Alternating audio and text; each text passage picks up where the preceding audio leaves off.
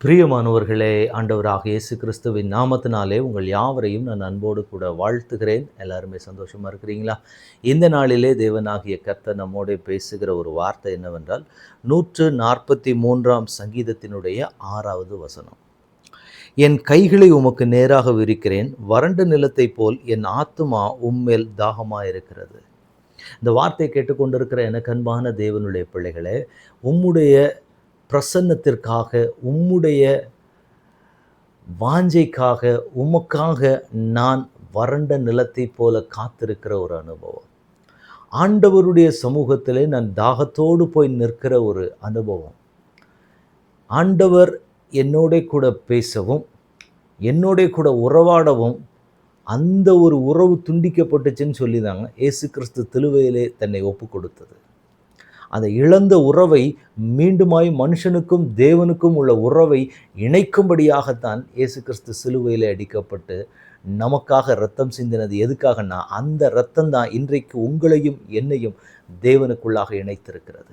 அப்போ இந்த சம்பவத்தில் நாம் பார்க்கும் பொழுது, இந்த தேவ மனிதனுடைய வாழ்க்கையில் நடந்த காரியங்களை பார்க்கும்போது, என் கைகளை உமக்கு நேராக விரிக்கிறேன், வறண்ட நிலத்தை போல் என் ஆத்துமா உம்மேல் தாகமாக இருக்கிறது.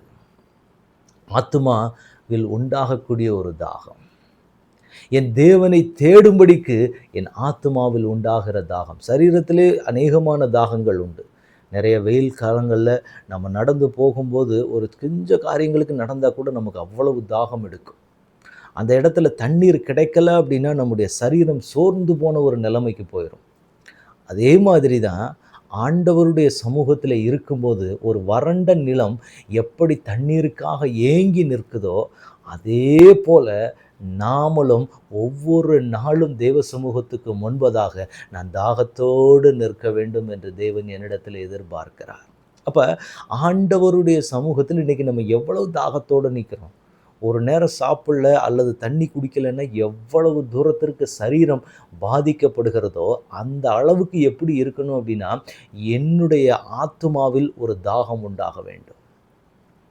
இந்த நாளில் நான் ஆண்டவருடைய சமூகத்தில் போய் நிற்கலை அப்படின்னா என்னால் இருக்க முடியாது அப்படிங்கிற ஸ்டேஜுக்கு நான் வரணுங்கிறத தேவன் எதிர்பார்க்கிறார்.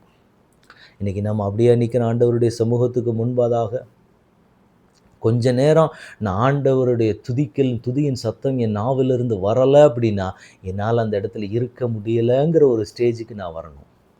இந்த நேரத்தில் நான் தேவ சமூகத்துக்கு முன்பதாக ஜெபத்தில் நிற்கலைன்னா என்னால் இருக்க முடியாது.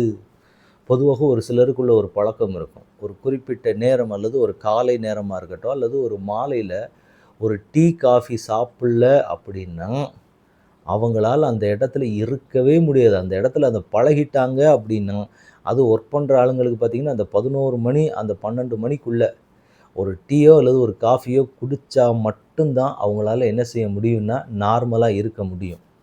இல்லைன்னா அந்த டைமுக்கு அதே அவங்களுக்கு ரொட்டீனாகி பழகிருச்சு அப்படின்னா ஆட்டோமேட்டிக்காக அவங்களுக்கு அந்த ஒரு பழக்கம் வந்துடும். இன்றைக்கி தேவன் உங்களிடத்திலும் என்னிடத்திலும் கேட்கிற ஒரு காரியம், அதெல்லாம் உங்களுக்கு ரொட்டீனாக ஒரு பழக்கமாக மாறி அது இல்லைன்னா உங்களால் எப்படி இருக்க முடியலையோ, அதே மாதிரி தான் இந்த நேரத்தில் நான் தேவ சமூகத்தில் போய் நிற்கலைன்னா என்னால் நார்மலாக இருக்க முடியாதுங்கிற நிலைமைக்கு நீங்களும் நானும் வரணும். ஒரு சாதாரணமான ஒரு உணவு பழக்க வழக்கம் நம்மக்கிட்ட இல்லை அப்படின்னாலே நம்மளால் இருக்க முடியலை. அந்த நேரத்துக்கு அதை தேடி போய் எப்படியாவது அந்த நேரத்துக்கு அந்த டீயோ காஃபியோ நான் கரெக்டாக அந்த டைமுக்கு எடுத்தேன்னா தான் என்னுடைய பாடி கண்டிஷன் நார்மலாக இருக்குங்கிற ஒரு நிலைமையில் இருக்குல்ல. அதே மாதிரி நம்ம எப்படி மாறணும் அப்படின்னா, இந்த நேரம் என் தேவனுக்கு கொடுக்கிற நேரம், இந்த சூழ்நிலை என் கர்த்தருக்கான நேரம், இந்த நேரம் தேவனை துதிக்கிற ஒரு நேரம், இந்த நேரம் தேவனை நான் மகிமைப்படுத்துகிற நேரம் அப்படின்னு சொல்லி தேவ சமூகத்துக்கு முன்பதாக நின்று என்னை நான் பலப்படுத்தி கொள்ளுகிற நாட்கள், எனக்கு கொடப்படுத்தி கொள்ளுகிற நேரம். அதனால் அந்த நேரத்தில் நான் வேறு வேலைகளையோ மற்ற காரியங்களில் இருந்தேன் அப்படின்னா என் ஆத்மாவுக்குள்ளே ஒரு ஏக்கம் உண்டாகணும். ஒரு பசி, சாப்பிடாமல் இருந்தால் எப்படி ஒரு பசி உண்டாகுதோ அதே மாதிரி என் ஆத்மாவில் ஒரு தாகம் வேண்டும். ஐயோ, இந்த நேரம் ஆண்டவருக்கோடு கூட நெருங்கி இருக்கிற நேரமே நான் இல்லையே, என் ஆத்மாவுக்குள்ள ஒரு பரிதவிப்பு உண்டாக வேண்டும்.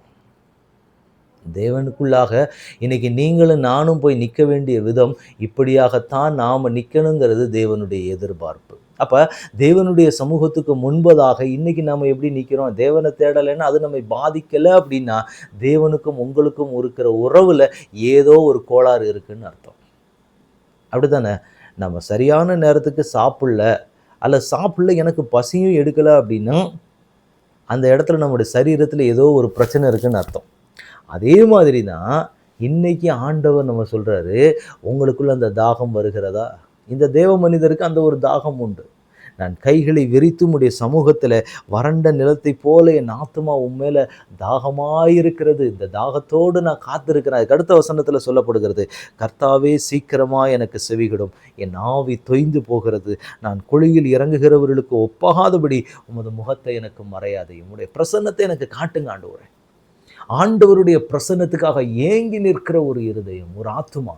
ஆண்டவருக்கு ரொம்ப பிரியமான ஒன்று என்ன அப்படின்னா, ஆண்டவரிடத்திலிருந்து ஆசீர்வாதத்துக்காக மட்டும் போய் நிற்காம, ஆண்டவருடைய பிரசன்னத்துக்காக நான் ஏங்கி தேவ சமூகத்துக்கு முன்பாக போய் நிற்கிற ஒரு அனுபவத்தை என் தேவன் எதிர்பார்ப்பார். அப்போ தேவனுடைய சமூகத்துக்கு முன்பாக நான் போய் நிற்கிறேன் அப்படின்னா, தேவனுக்கு முன்பதாக நான் எப்படி நிற்கணும் அப்படின்னா, என் ஆத்துமா தேவனை நோக்கி அமர்ந்திருக்கிற ஒரு அனுபவம், தேவனுக்குள்ளாக அது தாகத்தோடு நிற்கிற அந்த ஒரு அனுபவத்துக்குள்ள நான் நிற்க வேண்டும் என்று என் தேவன் எதிர்பார்க்கிறார். அப்போ ஆண்டவருடைய சமூகத்துக்கு முன்பதாக இன்னைக்கு நீங்களும் நானும் போய் நிற்கணும் அப்படின்னா, ஆண்டவர் உங்களுக்கு எனக்கு ஒரு காரியத்தை கற்றுக் கொடுக்கிறார்.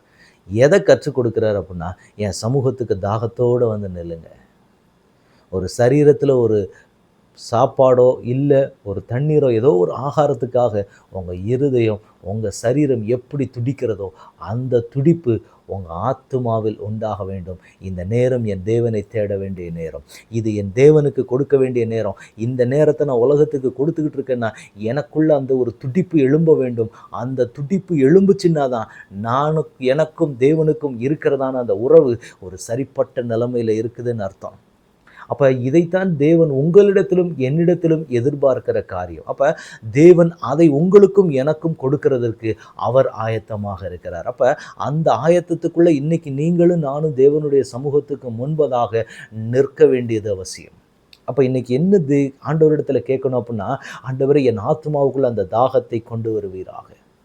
உமக்குள்ளாக நான் இன்னும் இன்னும் இன்னும் இன்னும் பலப்படணும். உண்மை தேடாமல் இருந்தேன்னா என்னால் நார்மலாக இருக்க முடியலைங்கிற நிலைமைக்கு நான் மாறிடணும். அதுதான் தேவனுக்கும் எனக்கும் உள்ளதான அந்த ஒரு இன்டிமசி டைம். ஆண்டவருக்கும் நானும் ஒன்றாய் இணைந்திருக்கும் போது இந்த ஃபீல் கண்டிப்பாக உங்களுக்கு உண்டாக ஆரம்பிக்கும். சில நேரங்களில் மற்ற வேலைகள் நம்ம பார்த்து கொண்டு இருக்கும்போது ஆத்மாவில் அப்படியே ஒரு ஏக்கம் உண்டாகும். இது தேவனுக்கு உண்டான நேரம். அப்படியே அந்த நேரத்தில் நீங்கள் பாடி துதிச்சு பாருங்க, அந்த இடத்துல உங்களை சுற்றிலும் ஒரு தேவ பிரசன்னம் இறங்குமே, ரொம்ப பயங்கரமாக இருக்கும். அதை அனுபவித்தவர்களுக்கு அந்த அனுபவம் தெரியும். அப்போ ஒவ்வொரு தேவனுடைய பிள்ளையும் இந்த மாதிரி ஒரு அனுபவத்துக்குள்ளே வர வேண்டும் என்பதை தேவன் எதிர்பார்க்கிறார். அப்போ ஆண்டவருக்குள்ளாக தினந்தோறும் நான் எப்படி பலப்படணும் அப்படின்னா, ஆண்டவரே இந்த அனுபவத்துக்குள்ளே இந்த காரியங்களுக்குள்ளே நான் வர வேண்டும். என் ஆத்துமா உமக்காக வறண்ட நிலத்திற்கு போல நான் நிற்கணும் ஆண்டவரே. அவ்வளவு ஆத்தும தாகத்தை எனக்கு தருவீராக. ஆத்துமாவிலே என் தேவனை தேட வேண்டும் என்ற ஒரு ஏக்கம் வேண்டும். என் தேவனுடைய சமூகத்தில் நான் நிற்க வேண்டும் என்ற ஒரு வாஞ்சை எனக்குள்ள குறையவே கூடாது. அது நாளுக்கு நாள் நாளுக்கு நாள் நாளுக்கு நாள் நாளுக்கு நாள் கூடிக்கிட்டே போகிறதா இருக்கணும். என் தேவன் அப்படிப்பட்ட கிருபையை எனக்கு தாங்கன்னு சொல்லி இப்போ நம்ம ஆண்டவரிடத்தில் ஒப்பு கொடுத்து கேட்க போகிறோம். ஆண்டவரே, எனக்கு அந்த தாகம் வேண்டும். உங்கள் தேடாமல் உங்களை துதிக்காமல் உங்களுடைய சமூகத்தை நோக்காமல் நான் இருந்தேன்னா என் இருதயம் வெறுமனாக இருக்கக்கூடாது. என் ஆத்மாவுக்குள்ள அந்த ஒரு பரிதவிப்பு உண்டாகணும். நான் நார்மலாகவே இருக்கக்கூடாது. ஆண்டவரை, உங்கள் தேடலைன்னா அந்த நேரத்தில் தேடி ஆண்டவருடைய சமூகத்தில் போய் நின்று என்னை பலப்படுத்தி கொண்டு இன்னும் இன்னும் இன்னும் இன்னும் கர்த்தருக்குள்ளே நான் பலப்பட்டு பலப்பட்டு பலப்பட்டு பலப்பட்டு உலகத்தை ஜெயித்து தேவனுக்கு பிரியமானவனாய் இன்னுமாய் நான் கூடுகிற ஒரு அனுபவத்தை என் தேவன் எனக்கு தருவீராகன்னு சொல்லி ஒரு ஒப்பு கொடுக்குற ஒரு இருதயத்தை தேவன் நம்ம இடத்துல எதிர்பார்க்கிறார். இன்றைக்கு நம்ம ஆண்டவரிடத்தில் ஒப்பு கொடுக்கலாமா, ஜெபிக்கலாமா? தகப்பனே, உம்முடைய கரத்தில் எங்களை முழுவதுமாக தாழ்த்துகிறோம், அர்ப்பணிக்கிறோம், ஒப்பு கொடுக்கிறோம். ஜெபிக்கிறோம் தகப்பனே. எல்லா தடைகளும் இயேசுவின் நாமத்தினால மாறட்டும். அப்பா, இந்த பக்தர் செய்ததை போல தன் கைகளை உயர்த்தி அப்பா, வறண்ட நிலம் தண்ணீருக்காக எப்படி தாகமாய் காத்திருக்கிறதோ அதே போல உம்முடைய சமூகத்துக்காக காத்திருக்கிற ஒரு அனுபவத்தை என் தேவன் ஒவ்வொரு பிள்ளைகளுக்கும் நிறைவாய் நீர் கட்டளையிடுவீராக. எல்லா பலவீனங்களும் இயேசுவின் நாமத்தினால மாறுவதாக. கர்த்தருடைய பிரசன்னமும் கர்த்தருடைய மகிமையும் நிறைவாய் தங்கி இருக்கட்டும். அப்பா, உம்மை தேடுகிற ஆண்டவரே, அந்த தாகத்தை எங்களுக்குள்ளாக நிறைவாய் என் தேவன் கொடுத்து வழிநடத்தும்படி உங்க பிரசன்னத்துக்குள்ள எங்களை முழுவதுமாக ஒப்பு கொடுக்கிறோம். ஆளுகை செய்ய வழிநடத்துங்க. இயேசு கிறிஸ்துவின் நாமத்தில் ஜெபம் கேளும் எங்கள் நல்ல பிதாவே. ஆமென், ஆமென், ஆமென். God bless you.